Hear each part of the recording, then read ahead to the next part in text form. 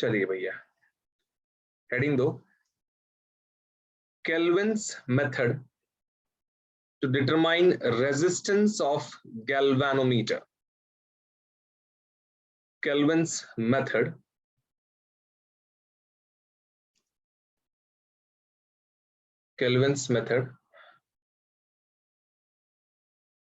to determine resistance of galvanometer. तो ये एक ऐसा एक्सपेरिमेंट है जहां पे हम लोग गैल्वेनोमीटर का ही रेजिस्टेंस ढूंढने जा रहे हैं। अभी लास्ट लेक्चर में मीटर ब्रिज जो किया था हम लोगों ने, तो आप लोगों ने देखा था एक स्ट्रक्चर खड़ा किया था हम लोगों ने, ठीक है नहीं, व्हीटस्टोन्स मीटर ब्रिज ऐसा लिया था हम लोगों ने, जहां पे की के था, ईएमएफ ई था, ठीक है नहीं, और लेफ्ट गैप में यहाँ पे लेफ्ट गैप में क्या लगाते थे गाइस हम लोग? लेफ्ट गैप में क्या लगाते थे रे? इधर इधर सर अननोन लगाते थे, यहाँ पे अननोन रेजिस्टेंस लगाते थे, और यहाँ पे क्या लगाते थे राइट गैप में? नोन रेजिस्टेंस है क्या नहीं? तो हम लोग करते थे राइट गैप में नोन और इधर पे लेफ्ट गैप में अननोन रेजिस्टेंस लगाते थे। बट यहाँ पे जो अननोन रेजिस्टेंस हमको ढूंढने का है, वो अननोन रेजिस्टेंस कोई और नहीं, गैल्वेनोमीटर खुद ही है। मतलब मुझे गैल्वेनोमीटर खुद का, मतलब जो मेरा गैल्वेनोमीटर है, वो गैल्वेनोमीटर का मुझे अननोन रेजिस्टेंस ढूंढना है, ठीक है। तो कैसे ढूंढूंगा मैं अननोन रेजिस्टेंस गैल्वेनोमीटर का? क्या करूंगा? तो I would just connect it on the left gap. But बच्चा पूछता है कि सर लेफ्ट गैप में भी गैल्वेनोमीटर, फिर इधर बी से जो जॉकी से कनेक्टेड होता है उधर पे भी गैल्वेनोमीटर, दो गैल्वेनोमीटर यूज करेंगे क्या? तो कर सकते हैं, करेंगे, दो गैल्वेनोमीटर बिंदास यूज कर सकते हैं। But the more the devices, the more the components, the more is going to be the error. समझा? तो यहाँ पे आपको अवॉइड करना चाहिए, जबकि आप यूज कर सकते हैं उसे, बट फिर भी प्रिसिजन के लिए आपको अवॉइड करना ही बेटर होगा। तो हम लोग एक ही गैल्वेनोमीटर यूज करेंगे एंड उसको हम कनेक्ट करेंगे, ये जो हमारा मेन सेटअप है उसके साथ में लेफ्ट गैप में गैल्वेनोमीटर को लगाएंगे एंड जो राइट गैप है वहां पे रेजिस्टेंस बॉक्स लगाएंगे। अब बच्चा पूछता है एक बहुत भारी सवाल कि सर अगर गैल्वेनोमीटर को उधर लगा दिया और बी पॉइंट पे गैल्वेनोमीटर को लगाएंगे नहीं, तो बी पॉइंट पे सिर्फ क्या रहने वाला है? अभी टैप की रहने वाला है ना, कनेक्शन वगैरह सब कर देंगे, की वगैरह क्लोज कर देंगे। तो ये जो बी वाला पॉइंट पे जो टैप की है, तो भाई साहब ये टैप की को टच करने पे कैसे समझेगा इधर टच किया तो नल पॉइंट है क्या, इधर टच किया तो नल पॉइंट है क्या, इधर टच किया तो नल पॉइंट है? कैसे मालूम पड़ेगा? क्योंकि उधर तो गैल्वेनोमीटर में नल डिफ्लेक्शन आता था, उधर गैल्वेनोमीटर का कांटा 0 पे आता था, तो हमको समझता था। अभी इधर पे तो गैल्वेनोमीटर ही नहीं है, तो फिर कैसे करने का? ऐसा प्रॉब्लम को डील करने के लिए, ए सच्ची बोल रहे, आवाज ब्रेक, बाकी लोग का भी ब्रेक हो रहा है क्या? सर बीच नहीं सर नहीं एकदम क्लियर आ रहा है। हाँ, वो थोड़ा सा किसी किसी को होता रहेगा प्रॉब्लम, थोड़ा सा देखना, चेक करना अपने कनेक्शन वगैरह ना, स्पीड टेस्ट वगैरह करके देख चल रहा है सही, तो एक बार वापस से लॉग इन कर लेना, हो जाएगा सॉल्व। तो मैं ये बोल रहा था कि भाई केल्विन नाम का एक बंदा है, साइंटिस्ट केल्विन ने एक बहुत ही बेहतरीन टेक्निक दिया। उसने बोला why to use two galvanometers, we can use one galvanometer, but what we are supposed to do is we're supposed to make that galvanometer function on half scale deflection method. अब लोग बोले कि ये half scale deflection method क्या है? getting it? What is this half scale deflection method? तो भाई साहब सुनिए, what is this half scale deflection method? Kelvin ने बोला कि ये जो गैल्वेनोमीटर होता है इसके एक्सट्रीम्स होते हैं, ठीक है। अब जैसे कि ये गैल्वेनोमीटर का आप देखोगे एक्सट्रीम, एक 0 है और एक 10 है, ठीक है नहीं, मिनिमम 0 मैक्सिमम 10 है।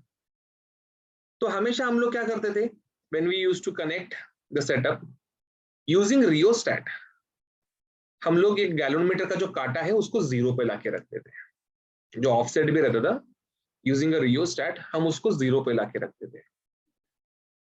अब इधर पे सीन क्या होने वाला है, यहाँ पे ना, यहाँ पे एक गजब चीज होने वाला है। क्या होने वाला है यहाँ पे भाई? यहाँ पे आप जब आपका रियोस्टैट को एडजस्ट करोगे, तो आप इस तरीके से एडजस्ट करोगे कि जो लेफ्ट हैंड साइड का गैल्वेनोमीटर है इसका कांटा हाफ स्केल पे होना चाहिए। Means instead of aligning it with 0, you are going to align it with the midpoint और half scale. तो ये 0 और 10 का half scale क्या है भाई साहब? तो 5 है, तो मैं इसको 5 पे अलाइन कराऊंगा। फिर 5 पे अलाइन कराने के बाद मैं टैप करूंगा पॉइंट ए पे, तो it should go to this extreme, then I would tap on point C, it should go, ये थोड़ा ज्यादा जोश में आ गया, ये इधर 0 तक आना चाहिए खाली, ठीक है, it would go to the next extreme. मतलब अभी मेरा एक्सट्रीम क्या हो गया? 10 और 0 मेरा एक्सट्रीम हो गया, ठीक है, और मेरा नल पॉइंट कौन हो गया रे? मेरा नल पॉइंट हो गया 5।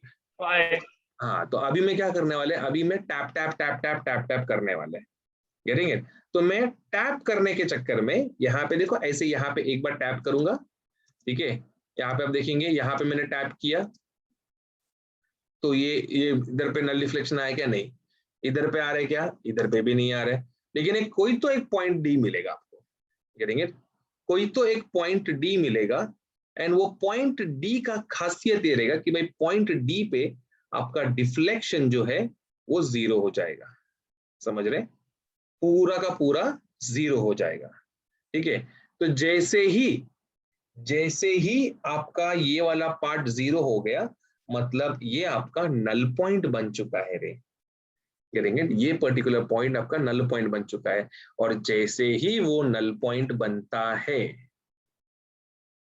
आपका ब्रिज बैलेंस हो जाता है क्या नहीं? बी एंड डी तुम्हारे इक्विपोटेंशियल पॉइंट हो गए, और एक बार ब्रिज बैलेंस हो गया तो अकॉर्डिंग टू व्हिटस्टोन्स नेटवर्क, ये G के नीचे का लेंथ को LG बोलेंगे, R के नीचे का लेंथ को LR, एंड मैथमेटिक्स के अनुसार LR इज 100 माइनस LG, क्योंकि ये मीटर ब्रिज है ना, 100 सेंटीमीटर का वायर।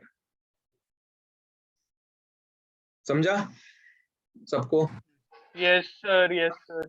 तो अभी बैलेंसिंग कंडीशन यूज करेंगे।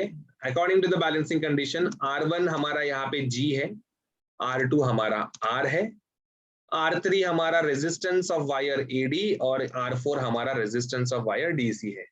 तो रेजिस्टेंस ऑफ वायर AD क्या रहेगा रे? It would be rho LAD, that is LG upon A रहेगा, अपॉन यहाँ पे it would be rho LR upon A रहेगा। तो ये रो A खत हो गया भैया, ठीक है।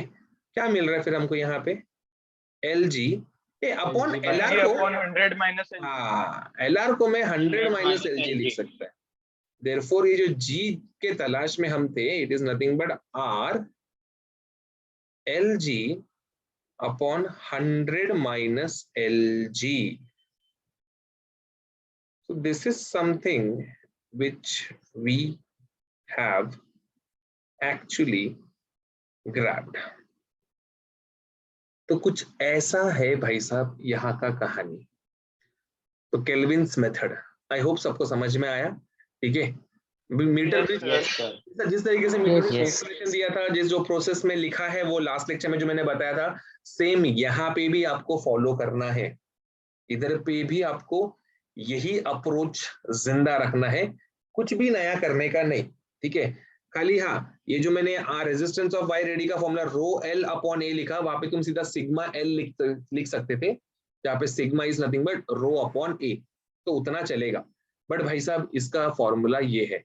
अब गजब की बात ये है कि मीटर ब्रिज हो गया या फिर हो गया केल्विन्स मेथड, फॉर्मूला तो भाई साहब इनके एकदम नल्ले फॉर्मूलाज है, ठीक है, बहुत ही ज्यादा आसान, एक बार भी पढ़ोगे याद हो जाता है, ऐसे कैटेगरी का फॉर्मूला है। बट जो न्यूमेरिकल तांडव मचाता है ना भाई यहाँ पे, वो देखने लायक है, गेटिंग इट? तो फटाक से इसका स्क्रीनशॉट लो, क्योंकि अभी हम लोग शुरू करने वाले हैं इसके खतरनाक से खतरनाक numericals. So please let me know if you done with the screenshot. Yes sir. Yes sir.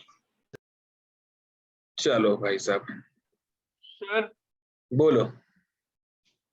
Sir वो इंटरनल रेजिस्टेंस और नॉर्मल रेजिस्टेंस वो सब निकालने के लिए कुछ अलग है क्या? क्योंकि सीपीएस में वो दिया था सर, पर उसका सॉल्यूशन में देखा तो कुछ अलग था। समझा नहीं, तो समझा नहीं। स्मॉल सर, मतलब इंटरनल रेजिस्टेंस का मतलब ऐसा ही कुछ अलग भी है क्या सर उसका कॉन्सेप्ट? हाँ वो और है, बहुत टाइम है उसको, और पोटेंशियोमीटर से करेंगे हम लोग, ठीक है। हाँ हाँ सर वही वाला। हाँ, पोटेंशियोमीटर अपना अभी सर पर वो टाइम है उसको, और 2 लेक्चर जाएगा। वो सीपीएस में था ना, इसके लिए फिर डाउट हुआ। यस यस, अपन ने एक्चुअली हम लोग ने सर्किट सिंप्लीफिकेशन पहले किया ना, हम लोग जो Yes, सर्किट sir. सिंप्लीफिकेशन वाला पार्ट है वो हम लोग ने एक साथ ले लिया, केवीएल केसीएल के साथ में ही ले लिया हम लोग ने उसको, समझ रहे हो। तो ये 2 लेक्चर Yes, अपना sir, yes. थोड़ा ऑटोमेटिकली बैलेंस हो जाएगा जब वो वाला पार्ट में जाएंगे हम लोग, बट अल्टीमेटली अपना वो हो ही जाएगा सब एक एक करके, क्योंकि मैंने सोचा कि एक बार एक्सपेरिमेंट पूरा एक बार फ्लो में आ रहे हैं तो पूरा साथ में ही करा दूं। जैसे कि अभी हमने मीटर ब्रिज कर लिया, अब नेक्स्ट सेशन में हम लोग थोड़ा सा न्यूमेरिकल एमसीक्यू करने के बाद में पोटेंशियोमीटर स्टार्ट करेंगे, फिर पोटेंशियोमीटर के 3 एक्सपेरिमेंट होंगे, समझा। थोड़ा सा अपन फ्लो से Yes, sir, yes, sir. In accordance नहीं है, बट आगे जाके हम लोग ऑटोमेटिकली सेम पॉइंट पे ही एंड होने वाले हैं, ठीक है। चलो तो अब बढ़ते हैं towards the numerical part. Formula तो भाई सेम है, अगर मीटर ब्रिज रहेगा तो यहाँ पे x is equals to R L X upon 100 minus L X करके आएगा, और अपना ये केल्विन्स का मीटर ब्रिज है, गैलोनोमीटर ढूंढना है तो ये फॉर्मूला भी आपने लिखा वही आएगा। Let's get into the numerical part guys. Question को जितना हो सके क्वेश्चन को बेहतरीन तरीके से समझने की कोशिश करना, और हो सके तो डायग्राम बना लेना भाई साहब, क्योंकि डायग्राम बनाने के बाद जो लेवल का चीज तुमको समझ में आएगा वो शायद ही आपको बिना डायग्राम के समझ में आ सके, ऐसा पॉसिबल है, बट डायग्राम बनाने के बाद क्वेश्चन जरूर तुम्हारा इजी हो जाएगा। तो have a look at this कि कैसे करना है इसको। तो ये क्वेश्चन है भैया हमारे सामने, क्या दिया है क्वेश्चन में कि there are 2 resistances x and y and these are connected in the left and the right gap of the meter bridge. There's a null point which was found on the bridge wire such that the ratio of length of the 2 segments is 2:3. The distance of the null point was measured from left end of the wire. When the value of x is changed by 20, the position of the null point divides the wire into segments of length in the ratio 1:4. Determine x and y.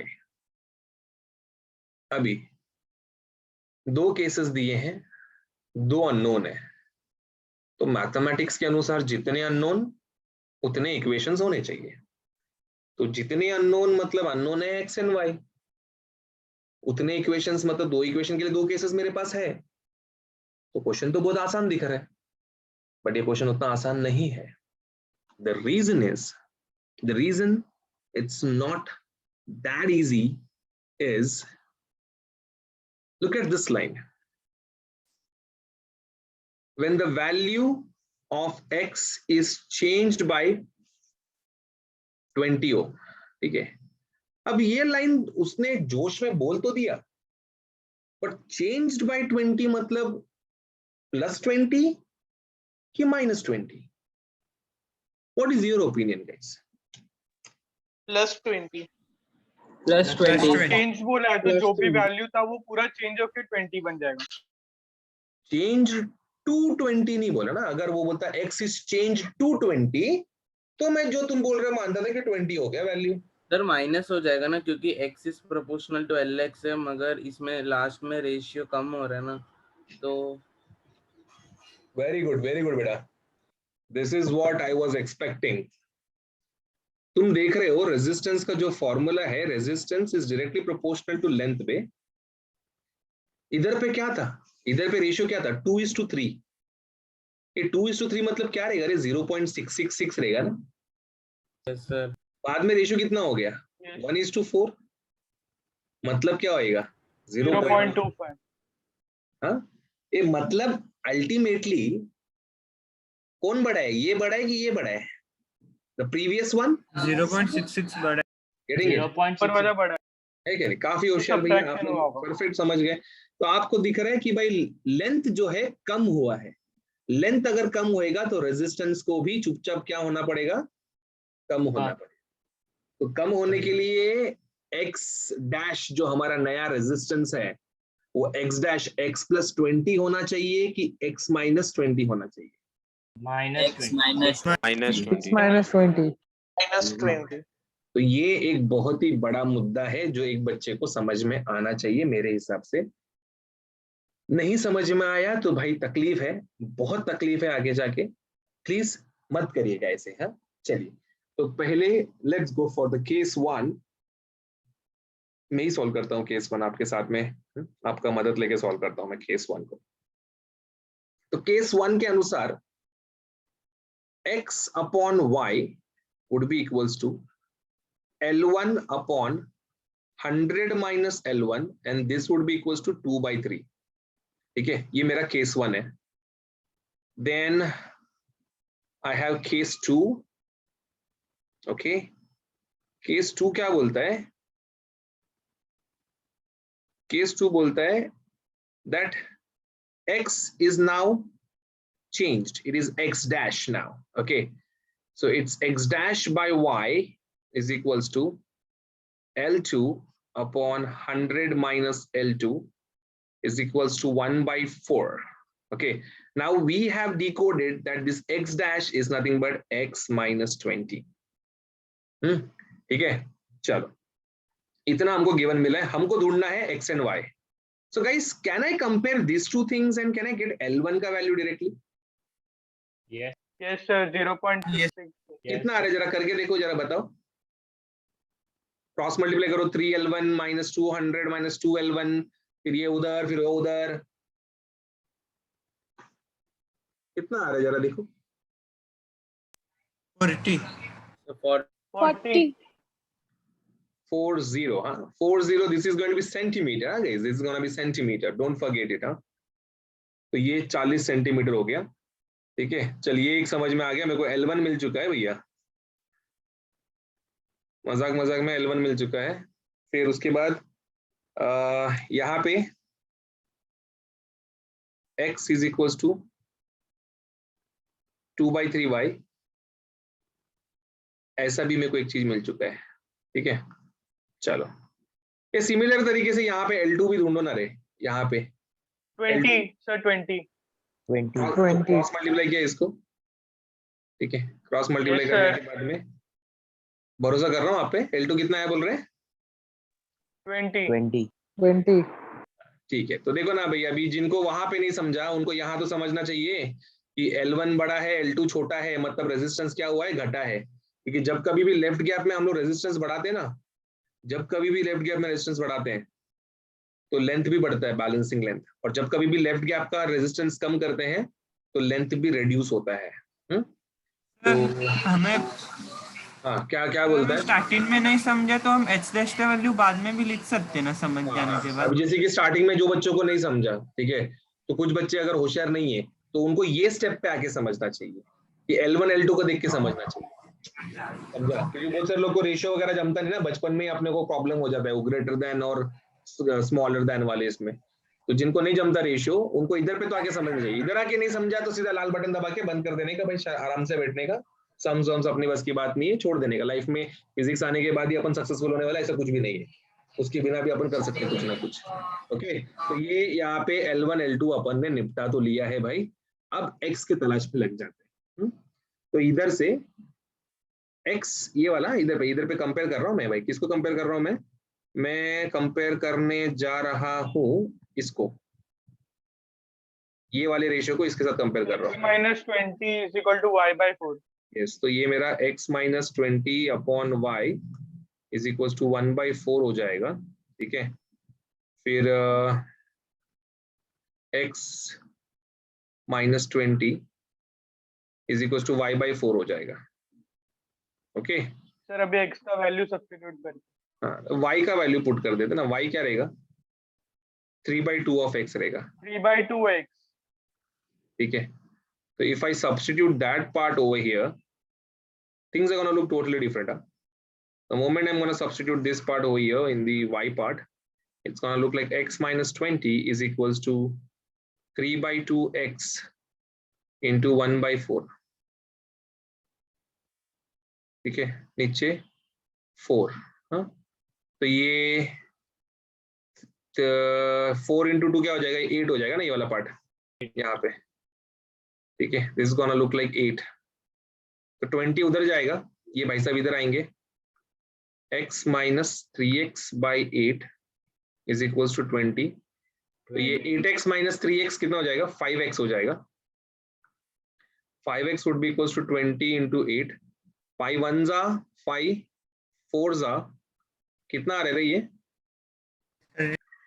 32 32 x का value अगर 32 है, ये बादल में वाला, ये वाले बादल में पुट कर x का वैल्यू 32, या ये वाले, ये उधर मत पुट कर रहे, इधर पुट कर, यहाँ पे आंसर आएगा 3/2 इंटू 32 कितना आएगा, 48 आया। ठीक है, मतलब एक 32 है तो दूसरा 48 है। क्लियर है? पक्का पक्का। Yes sir yes sir. समझा? तो सर this एग्जाम is- में L1 निकालते दिखाने की जरूरत है। अभी L1 L2 मैंने उन बच्चों के लिए निकाला जिनको रेशियो समझता नहीं है, जिनको समझ गया है वो L1 L2 छोड़ के बाकी जो किया है वो करना चाहिए उनको। ये स्टेप जरूरी नहीं है ना बोर्ड एग्जाम में। नहीं, बोर्ड्स में जो जिसका अभी क्लियर डन। सर वो इक्वेशन अलग भी बना सकते हैं ना, मतलब जो अपन ने 1/4 किया, 1 y/4 किया, उसको y को डायरेक्ट 1 से मल्टीप्लाई किया तो भी चलेगा ना? चलेगा ना, आंसर तो वही आएगा लास्ट में। हाँ चलिए इसका स्क्रीनशॉट ले लीजिएगा ये सब लोग। Done sir. Okay, this was the first question. ठीक है, क्वेश्चन का लेवल समझ जाओ भाई, है अच्छा खासा है और थोड़ा तूफान मचा के जाता है। चलिए आगे बढ़ते हैं। न्यूमेरिकल ऑन मीटर ब्रिज, दूसरा सम। ये क्वेश्चन भी काफी कुछ सिखाएगा आपको। Even this question is going to teach you too many things, literally too many things. देखो ना क्या बोला है क्वेश्चन में, in a metre bridge experiment with resistance R1 in the left gap and resistance X in the right gap. Null point is obtained at 40 centimeter from the left end. Null point is obtained at 40 centimeter from the left end. हाँ, ध्यान से देना। फिर उसके बाद बोला है कि what is the resistance R2 in the left gap and same resistance X in the right gap when null point is obtained at 50 centimeters from the left end. Where will be the null point if R1 and R2 are put first in series, then put in parallel in the left gap containing the same X in the right gap? ये इनका question है, मतलब मजबूत खींचा हुआ question है। 4 scenarios explain किए उन्होंने, 4 सिनेरियोज एक्सप्लेन तो 2 किए हैं, 2 पूछे हैं हमसे। तो क्या बोला है, पहले डायग्राम बनाता हूँ। ठीक है, अभी जैसे ये क्वेश्चन में त्रास हो रहा ना समझने के लिए, जैसे डायग्राम बनाऊंगा ना, देखो ना कैसे स्मूथ जाएगा क्वेश्चन एकदम।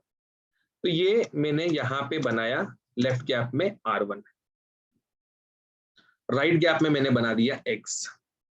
ठीक है, तो ये डिवाइड हुआ 40, लेफ्ट वाला 40 है तो ऑब्वियसली कॉमन सेंस बोलता है राइट वाला क्या होएगा, 100 माइनस 40 दैट इज 60 हो जाएगा। ठीक है, तो अकॉर्डिंग टू व्हिटस्टोन्स लॉ क्या बनेगा रे यहाँ पे equation, R1 by X is equal to 2/3 बनेगा। Yes sir. केस 1 है मेरा, तो R1 is what, 2/3 of X, ये मुझे समझ में आ गया। देन केस 2 के अनुसार 50 सेंटीमीटर पे मिड पॉइंट है, mid point is a null point. अभी मजा देखो, ये बहुत जबरदस्त जानकारी है भाई, जबरदस्त मतलब बहुत जबरदस्त जानकारी है कि जब कभी भी तुम्हारा मिड पॉइंट नल पॉइंट बनता है, लेफ्ट गैप का resistance is always equal to right gap. दोनों सेम हो जाएंगे, 50/50। यस, तो ये एक चीज सीखने जैसा था यहाँ पे। ठीक है, मतलब अभी ये क्या एक बार हमको सिखा दिया तो अगली बार हम लोग केस 2 नहीं करेंगे ना। अगर ऐसा कुछ दिख गया situation, we would directly jump into that particular part कि मिड पॉइंट है, मतलब राइट और लेफ्ट रेजिस्टेंस दोनों सेम है। अब guys R1 is 2/3 of X और यहाँ पे दिख रहा है कि X is nothing but equals to R2, मतलब कहना है R1 is equal to 2/3 of R2। Sir series में बोला R1 R2 प्लस हो जाएंगे सर। परफेक्ट, उधर तक तो मैं गया नहीं, पहले तो ये 2 केस समझ में आया वो लिख दिया इधर पे। ठीक है, तो ये दो केस से ये चीज समझ में आ रहा है हमको कि R1 इज 2/3 ऑफ x, ठीक है, फिर R2 इज x, ये बात हमारे दिमाग में एकदम फिट हो चुका है। अब हमको बढ़ना है आगे, ज्यादा नहीं, थोड़ा आगे बढ़ना है।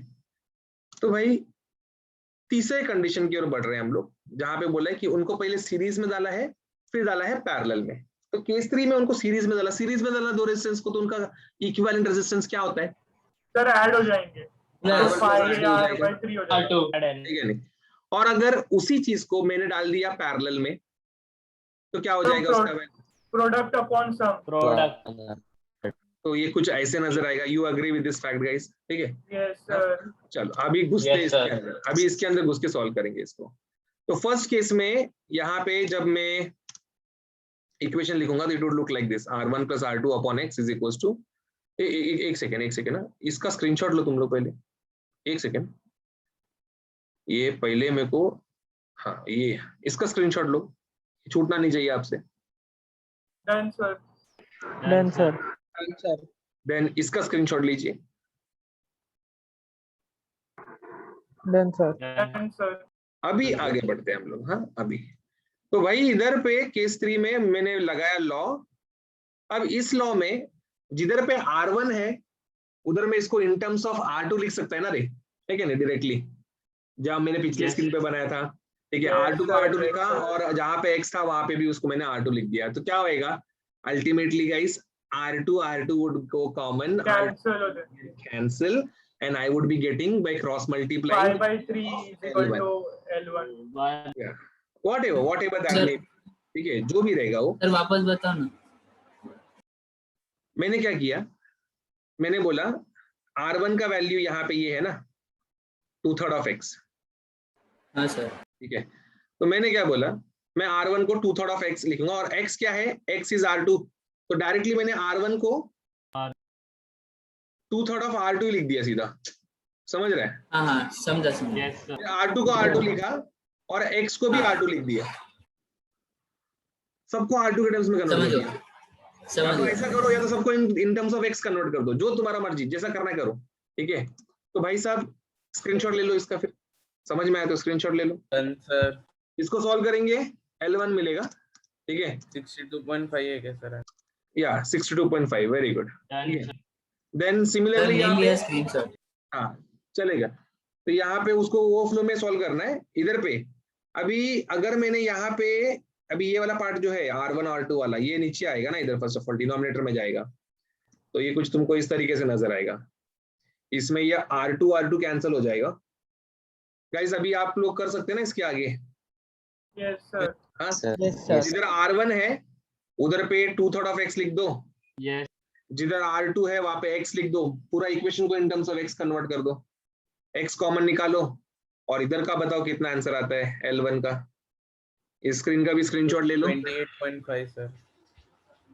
इधर का L आपका आना चाहिए 28.5 सेंटीमीटर। तो बराबर है ना, सीरीज में रेजिस्टेंस बढ़ता है कॉम्बिनेशन से, तो लेंथ भी, बैलेंसिंग लेंथ भी क्या हो गया, बढ़ गया, 62.5 हो गया। और पैरेलल में यस कॉम्बिनेशन लेंथ कम होता है, मतलब कॉम्बिनेशन रेजिस्टेंस कम होता है, तो लेंथ भी क्या हो गया, कम हो गया, 28.5 आया। It's totally fine. समझ में आया सबको? Yes sir. Yes Yes. तो सर। बहुत इंपॉर्टेंट क्वेश्चन क्या था सर?